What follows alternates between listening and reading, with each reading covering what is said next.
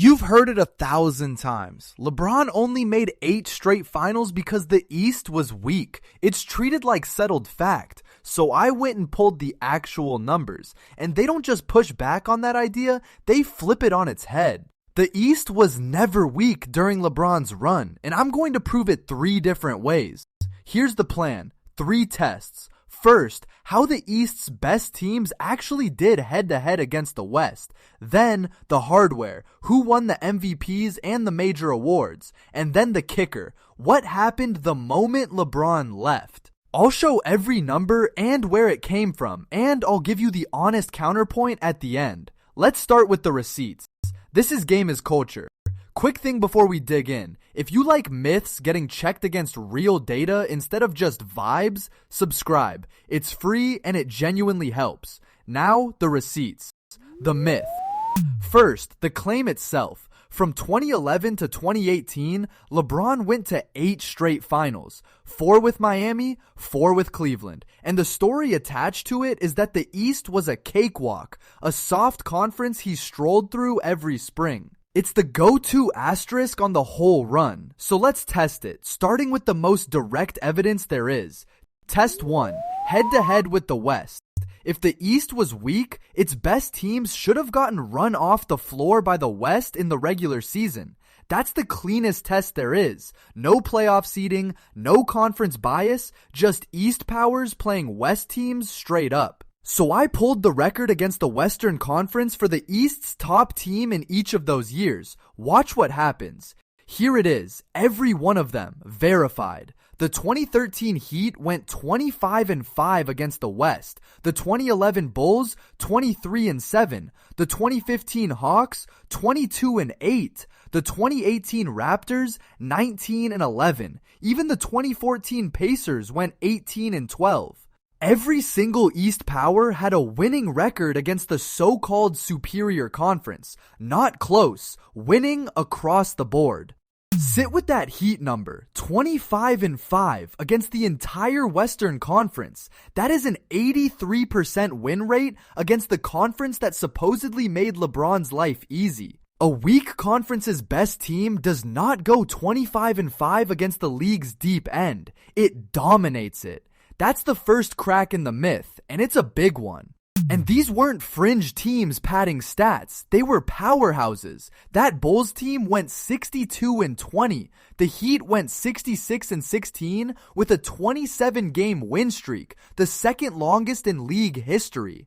The Hawks won 60 games. The Raptors won 59. These were genuine title contenders that also happened to handle the West head-to-head. Elite records and elite results against the other conference. Now, fair pushback. Maybe those teams feasted on the bad Western teams and the records are padded. It's a real question. So let's go to the other extreme and ask the hardest version of it. Forget the West's bottom. How did the East do against the West's very best on the biggest stage in the finals? Against the West's best. Across those 8 years, the East's representative, always LeBron's team, went 3-5 in the finals against the West champion. They beat the Thunder in 2012, the Spurs in 2013, and the Warriors in 2016. And the 5 losses came against legends, the prime Spurs, the 73-win Warriors, the Durant Warriors. That's not getting blown out. That's trading punches with the greatest teams of the decade. So both tests agree. Against the West's average, the East's best teams won comfortably. Against the West's absolute peak, the East champions still went toe-to-toe and won 3 titles. A truly weak conference does neither. It loses the regular season games and gets swept in June. The East did the opposite of both. That's 2 tests down. Test 2, the hardware. If a conference is weak, its players shouldn't be winning the league's biggest individual awards. But look at the start of LeBron's run. The 2011 MVP was Derrick Rose of the Bulls, still the youngest MVP in history. The next 2 years, the MVP was LeBron himself. 3 straight MVPs, all in the East, before the award ever moved. And it wasn't just the MVP. Across those 8 years, the East claimed 9 of the league's 24 major awards. The MVP, Defensive Player of the Year, and Coach of the Year. 3 MVPs, 3 Defensive Players of the Year, Howard, Chandler, and Noah, and 3 Coaches of the Year, Thibodeau, Budenholzer, and KC. That is not an empty trophy case. Quick halftime note, if you want more myths run through the data like this, subscribe. It's free and it helps a ton. Now, here's where I have to be honest with you. The honest counterpoint.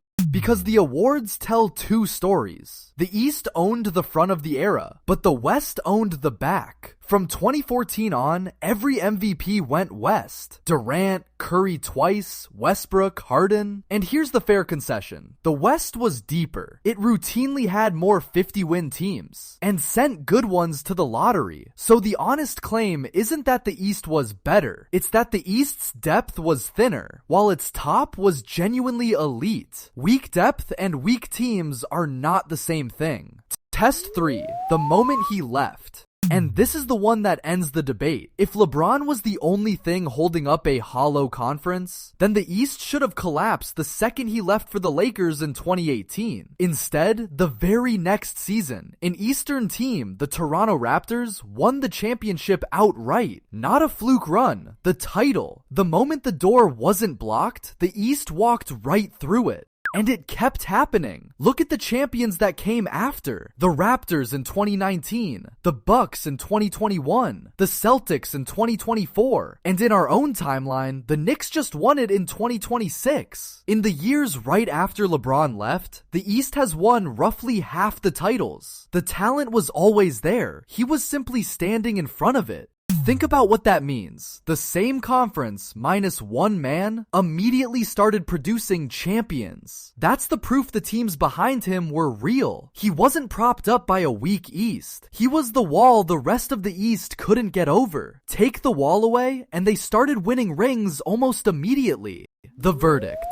So here's the verdict, backed by all 3 tests. The East's best teams had winning records against the West every year. East players won 9 major awards and 3 straight MVPs. The East champion went toe-to-toe with all-time West teams and won 3 titles. And the day LeBron left, the East started winning championships again. Was the West deeper? Yes. Was the East weak? The numbers say absolutely not. So that's the case. Winning records against the West, the MVPs, the finals wins, and an East that started winning titles the moment he left. Does that change how you see LeBron's run? Or do you still buy the weak East line? Tell me below with receipts. And we are so close to 1,000 subs, so subscribe to stay up to date.